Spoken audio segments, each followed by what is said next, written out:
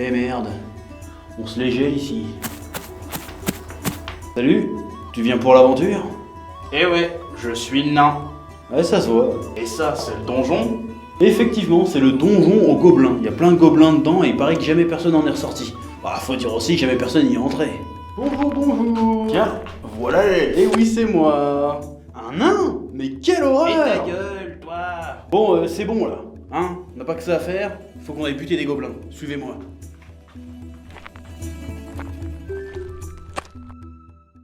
Salutations tête de nage, je suis le chef et bienvenue dans Menu Manga, l'émission qui parle de manga, d'animation et d'autres trucs. Et aujourd'hui on va parler de Goblin Slayer. Slayer.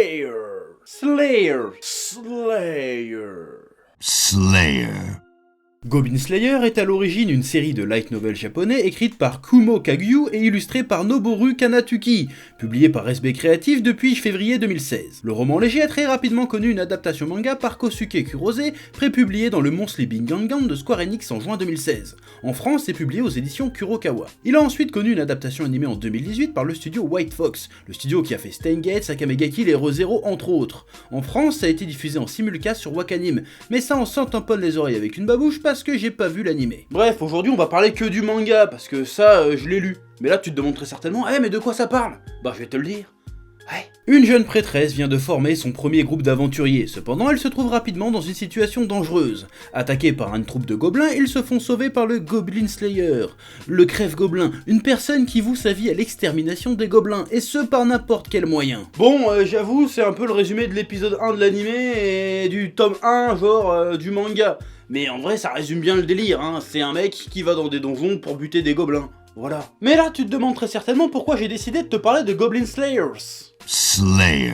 Bah petit 1, déjà parce qu'on m'a payé pour le faire. L'argent. Et petit 2, parce qu'on m'a demandé de faire un menu manga dessus au moins 3 milliards de fois.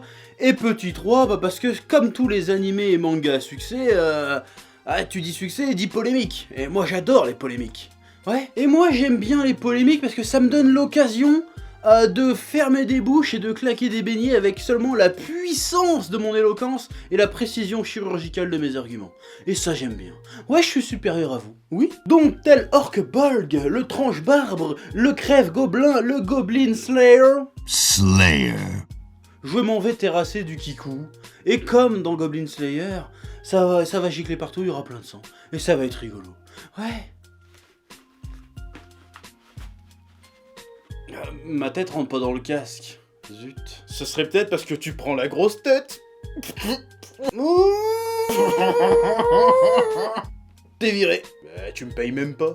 Ah ouais. Mais avant, je vais te parler de ce que je pense du manga. Et en vrai, j'ai plutôt kiffé. Non, vraiment, j'ai passé un bon moment en lisant ce manga. Ouais. Déjà parce que l'univers est cool. Le délire Heroic Fantasy à l'ancienne, avec guildes, genre on monte une équipe avec un mage, un archer, un elfe, un nain et des guerriers pour aller explorer des donjons, des ruines. Bon, c'est certes pas le délire le plus original, mais c'est toujours plaisant pour peu que ça soit bien exploité.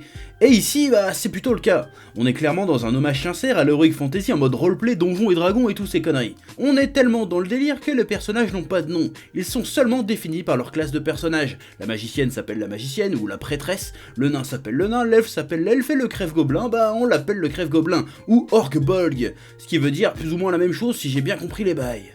Ouais. Et dans la narration et les péripéties, on va donc rester dans ce délire de jeu de rôle à l'ancienne. On va voir les personnages monter des équipes, partir à l'aventure, se stuffer, prendre du niveau, combiner leurs différentes compétences, faire l'inventaire de leurs sorts et de leurs objets sur eux, ce genre de délire là. Et quand il faudra se présenter, les mecs partiront plus ou moins dans des grands monologues pour expliquer leurs origines et leurs motivations.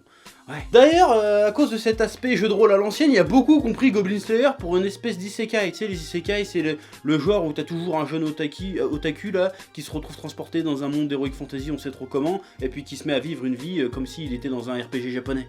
Ouais, ça a matrixé les jeunes, les isekai, c'est un truc de fou. Ouais. Et il y a aussi le personnage d'Orc-Bolg, du crève-gobelin, du Goblin Slayer, qui est vachement stylé. Non, le gars est badass, armure stylée, petite épée courte, petit bouclier, casque intégral qu'on enlève quasiment jamais même pour bouffer, on parle pas beaucoup et quand on parle c'est pour expliquer comment on va buter du gobelin. J'aime beaucoup ce genre d'archétype de personnage mutin mais hyper violent. C'est un héros à l'ancienne, auréolé de mystère et tout ça, on ne voit jamais le visage du gars. Et rien que ça, c'est une approche totalement différente que celle d'un héros d'isekai. Parce que le héros d'isekai isekai de base, il a une gueule la plus osef et passe-partout possible, pour que n'importe quel otaku famélique et puceau puisse s'identifier. Ici on impose l'aura du personnage par sa personnalité, et on ne cherche même pas ce que tu t'identifies en fait. Non, là on n'a ni son nom ni sa gueule, du coup on n'a pas envie de s'identifier, on a envie de le connaître. Et c'est ce qu'on imagine sur lui qui rend le personnage intéressant. Alors certes, cette disquette est une technique un petit peu classique pour rendre un perso classe, mais ça fait toujours son petit effet. Tu rajoutes à ça un petit passé tortueux et tragique, et on est bon. Ouais. Bon par contre le Crève-Gobelin est un peu le seul personnage qui sort vraiment du lot, hein. Les autres personnages sont très sympathiques, mais en dehors de leur fonction au sein du groupe ou de la guilde ou tout ce que tu veux, ils ont pas beaucoup de traits de personnalité. Ou en tout cas c'est des traits de personnalité assez classiques, hein. Ils représentent surtout un peu tout le champ des archétypes de joueurs d'histoire, c'est-à-dire l'elfe va être vieille, une allure de gamin, juvénile, et en même temps va être hyper arrogante. Le nain, il va faire voir je suis un ancien, je connais tout mieux que tout le monde, et en même temps j'adore picoler et je me dispute tout le temps avec l'elfe. La prêtresse, bon, elle va rater ses sorts une fois sur deux.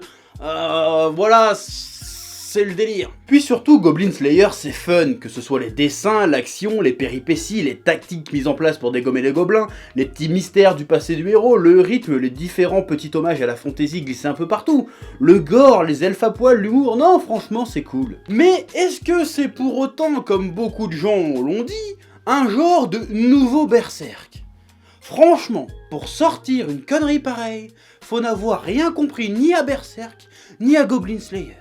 Ouais. Mais d'où vient cette comparaison? Eh bien principalement du premier épisode de l'anime / manga qui a un ton très dark fantasy bien vénère. Dans ce premier chapitre, on assiste, comme je te le disais plus tôt, à l'expédition d'un groupe de jeunes héros fringants et joyeux dans une grotte de gobelins. Sauf que les gars ne sont pas préparés et se font massacrer et violer par les gobelins avant que le Crève-Gobelin arrive pour sauver la prêtresse. Ouais. Alors on a de l'héroïque fantasy, du gore, de la violence, du viol, un héros badassement taciturne, hyper violent. C'est forcément comme Berserk. Oui, sauf que non, et je vais t'expliquer pourquoi. Et je rajouterai que pour penser ça, faut vraiment être une baltringue. C'est quoi une baltringue? Ouais, c'est entre le débile et le connard. Déjà, résumer Berserk à de la violence et du gore, je trouve ça scandaleux. C'est à peine 5% de ce pourquoi Berserk est un chef-d'œuvre absolument cosmique. Berserk. Mais bon, admettons que la plupart des gens qui ont fait cette comparaison voulaient dire que la violence de Goblin Slayer rappelle la violence de Berserk, qu'elle est un peu similaire, qu'elle est un peu du même ordre. Bon, admettons. Et ben même en admettant ça, je suis obligé de te dire non Célestin. Non Célestin, tu racontes n'importe quoi. Oui, je t'appelle Célestin parce que statistiquement parlant, il y a forcément un mec qui s'appelle Célestin qui regarde cette vidéo. Et t'as un prénom de merde mon gars, je suis désolé pour toi. Ouais, toutes les violences ne se valent pas en fiction. Il faut distinguer au moins deux types de violences. Alors d'abord, il y a la violence dite récréative, spectaculaire, qui est là et qui est exagérément exagérée pour te faire marrer si tu veux. Par exemple, High School of the Dead. Voir des meufs à gros seins habillées en lycéennes exploser des zombies à coups de flingue et de katana avec des membres et du sang qui giclent partout, c'est rigolo. Les fatalities dans Mortal Kombat, c'est absurde, c'est drôle. Et quand le Crève-Gobelin défouraille du gobelin par parquet de mille, c'est fun, c'est drôle, c'est divertissant. Parce que c'est avant tout de la violence spectacle. Et il y a une autre violence, une violence dramatique, qui sert à raconter quelque chose et qui n'est pas totalement gratuite ni spécialement exagérée. C'est une violence qui a un réel impact sur l'histoire, les personnages et surtout sur le spectateur. Compare le chapitre 1 ou le tome 1 de Goblin Slayer et le tome 13 de Berserk et ose me dire qu'on est dans le même degré de violence et d'intensité dramatique. Quand même, faut pas dire n'importe quoi non plus. Ouais, Berserk, tu le lis comme ça. Il se fait décapiter. Alors que Goblin Slayer, tu le lis comme ça. Oh le con, il se fait décapiter. Trop marrant. Alors attention, je suis pas en train de te dire qu'il y a une violence qui vaut mieux qu'une autre. Je suis pas en train de dire qu'il y en a une qui est supérieure, qui est plus noble, qui est plus artistique ou quoi que ce soit. Les deux peuvent se valoir artistiquement si tu veux. Mais dire qu'elles sont similaires, non, aucun rapport. Alors certains iront comparer le héros, le Crève-Gobelin, qui serait un peu une sorte de Guts. Le héros taciturne, au passé tragique, qui vit dans une violence perpétuelle et qui, en s'entourant d'amis, va revenir peu à peu vers la lumière. Et dans l'absolu, on pourrait dire que oui, mais encore une fois, il y a un registre, un contexte et une manière de faire totalement différents. Dans Goblin Slayer, le Crève-Gobelin s'ouvre un peu plus à force de vivre des situations de camaraderie, de rigolade, de plaisanterie, de bonne bouffe. Il se dit que finalement, il n'y a pas que buter des gobelins dans la vie, et que d'avoir des amis, c'est chouette. Et ces scènes sont aussi là pour contrebalancer la violence gore des donjons. Dans Berserk, alors certes, Guts revient petit à petit à la lumière, mais ça se fait pas au travers de blagounettes et de situations rigolotes. Ses amis doivent lutter durement pour ne pas que Guts sombre. Ils doivent essayer de le comprendre, de comprendre sa souffrance pour essayer de l'apaiser. Alors oui, ça raconte un peu la même chose, mais avec un ton, un registre et une exécution totalement différentes. L'une est légère et drôle, et l'autre est complexe et nuancée. Et bien évidemment que parfois dans Berserk, il y a aussi des moments de légèreté, et aussi une part de violence spectacle. Mais dans des proportions totalement pas comparables avec ce qui se passe dans Goblin Slayer. Et même dans Goblin Slayer, il serait injuste de dire qu'il n'y a pas une part de drama aussi dedans. En vrai, je ne peux pas nier qu'il y a des points de ressemblance, des points de convergence, mais il suffit pas juste de coller les mêmes éléments pour que les œuvres soient similaires. Il va s'agir avant tout d'une question de dosage. J'aime beaucoup Goblin Slayer, non vraiment c'est cool à lire, mais en termes d'approche du genre Heroic Fantasy et de ton, on est plus proche du donjon de Nullbuck que de Berserk.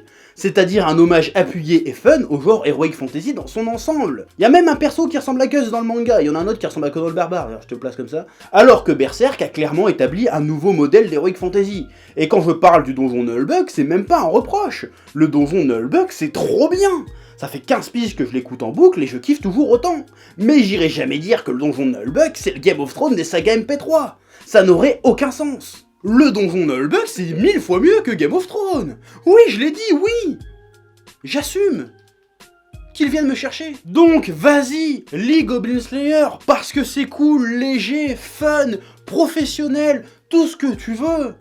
Franchement, en plus, si t'es fan d'Heroic Fantasy et de jeux de rôle, tu vas forcément trouver ton compte là-dedans. C'est un univers qui va te parler, c'est obligatoire. Si tu veux lire du Berserk, bah lis Berserk, parce que Berserk c'est la vie. Ouais, et j'en profite pour vous rappeler que Goblin Slayer est disponible en France aux éditions Kurokawa, et il y a même le light novel qui sort. Ouais, tous les liens sont dans la description, et la prochaine fois au menu, de l'elfe farci avec des pommes. Ah, je sais que t'as la référence. Allez, salut. Attention, des kikou gobelins. À l'assaut.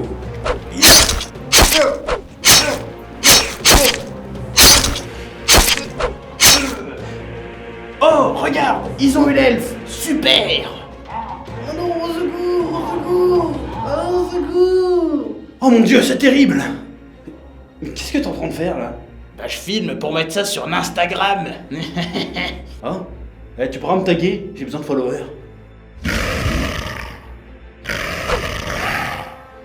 Oh non, mais qu'est-ce que c'est que ce truc? Ça, c'est la pire race de Kikou Gobelin. Le Kikou Gobelin Weeb SJW. Vite, fuyons. Non, c'est pas la peine de t'enfuir, on ne risque rien. C'est un faible. T'aimes Berserk, t'aimes l'Heroic Fantasy, alors check Goblin Slayer, c'est chez Kurokawa, et va donc voir dans la description. Oui.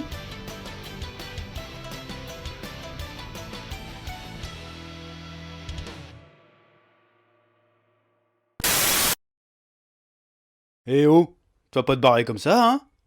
Tu vas laisser un pouce bleu? Un petit pouce bleu, hein? Puis tu regardes aussi les autres vidéos? Parce que voilà, tu t'abonnes?